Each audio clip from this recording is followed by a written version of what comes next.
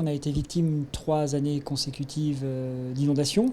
Et cette année, il y a eu une sécheresse exceptionnelle. Donc la piste de 12 miles qu'on doit utiliser pour pouvoir établir un record de vitesse et surtout pouvoir arrêter la voiture, eh bien, était suffisamment dure et praticable pour qu'on puisse rouler dans des créneaux de vitesse qu'on visait. Donc on a réussi à établir 541,4 km/h, ce qui est un record du monde FIA.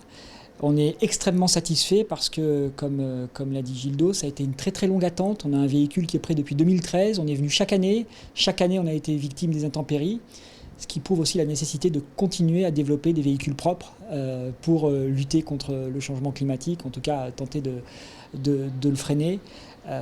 Et on est évidemment très très heureux parce qu'on a réussi à porter très haut les couleurs de Monaco, très haut les couleurs de notre entreprise, à travers un savoir-faire développé avec l'Université de l'Ohio, sans égal aujourd'hui.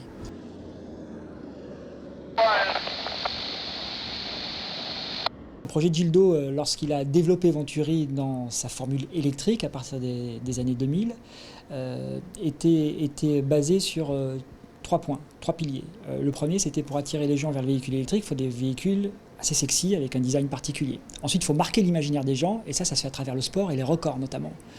Et puis le troisième point, c'était d'attirer les jeunes générations à la réalisation, la fabrication de ces véhicules. D'où l'association avec l'Université de l'Ohio, qui a un vrai savoir-faire dans les énergies alternatives, et la formation de jeunes ingénieurs directement natifs à ces technologies. Des jeunes gens qui aujourd'hui, pour ceux qui sont diplômés, travaillent dans des entreprises très connues, comme la NASA, à l'électrification de satellites, mais aussi des compagnies américaines qui travaillent à l'électrification de véhicules. Donc c'est un véritable partenariat et une véritable application du savoir-faire académique tel qu'il est enseigné à l'université, mais en même temps diffusé dans le monde réel à travers ce véhicule de record entièrement fabriqué par les étudiants sous la direction de nos ingénieurs.